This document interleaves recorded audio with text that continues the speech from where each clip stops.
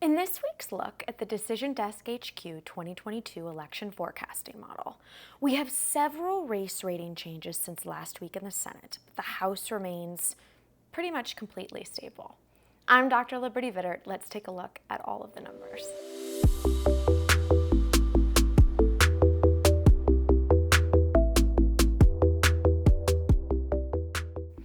Welcome to this week's DecisionDesk-HQ 2022 election forecasting model, where we use our proprietary model to forecast the outcome this November of every single seat in the House and the Senate, and of course, which party is going to win the majority in both.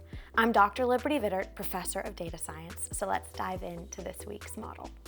While we've seen some huge moves in the Senate this week, nothing has really moved at the top line level of gaining or losing actual seats. We're still looking at that 50-50 Senate, which of course means that Democrats would continue to have control of the upper chamber come November. We give it about a 62% chance of being the most likely outcome of this 50-50, which is down slightly from 64% from last week, but that's not really a discernible difference at this point in the race cycle. At the race level, there's some very, very interesting news this week and a couple of very key races. Let's start in Pennsylvania, which has been a toss-up really since we started tracking things last month. But notably, this week it moves to lean Democrat from a toss-up, which is pretty nuts considering everything that's happened in Pennsylvania recently. A new poll came out showing the Democratic Lieutenant Governor John Fetterman, the guy who had the stroke in May, in the lead over Republican and Trump candidate Dr. Mehmet Oz. As of this recording, we have 6 polls for this race, and all of them show Fetterman in the lead.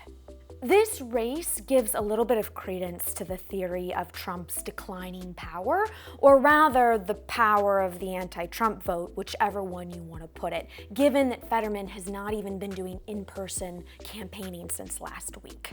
The DDHQ polling average here is now at Democrat plus 8.6%. Combined with other factors in our model, we now see the Democrats with a 69% chance of victory in this race.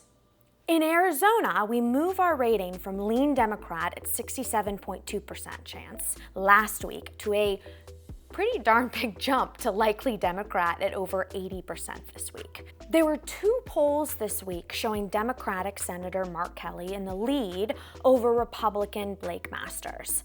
But this is a race that Republicans still think they could win. They aren't quite giving up on it yet, even though these 2 polls that we've seen in the last week pushed the DDHQ polling average for the race to Democrat plus 6, which combined with Kelly's fundraising advantage as the incumbent is enough to move the race further into this likely Democrat favor category. Pretty strong right now. But the news isn't all good for the Democrats or all bad for the Republicans, depending upon how you look at it. We've seen some other changes in races. In Nevada, our silver state, which started as a toss-up race when we launched the model, but we moved to lean Democrat on the strength of a very favorable poll for the Democratic candidate 3 weeks ago.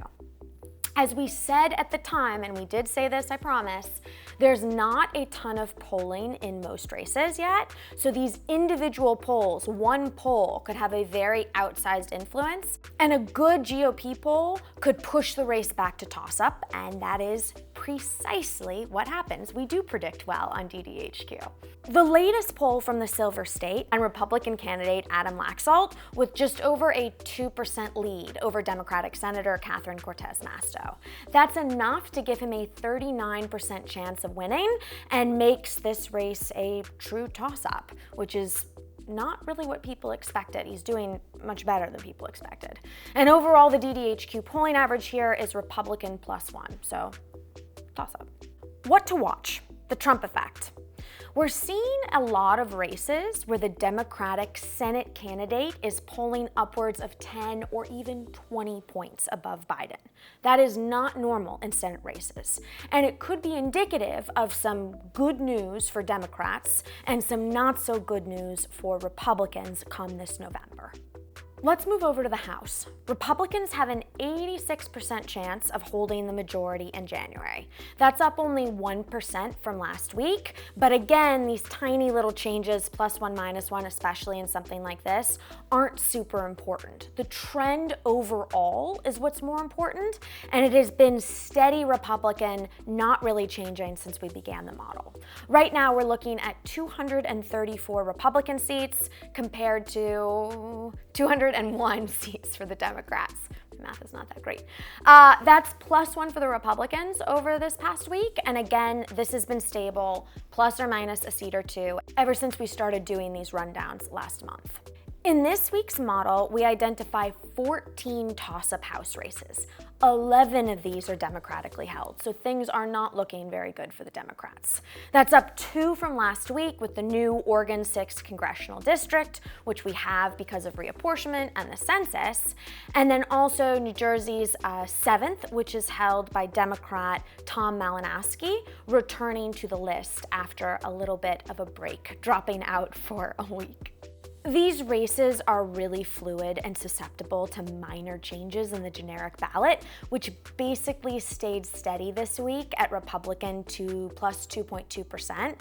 So it's the kind of change that can be attributed to running so many simulations. We look at all the possibilities with races that are right near that dividing line, that qualitative dividing line.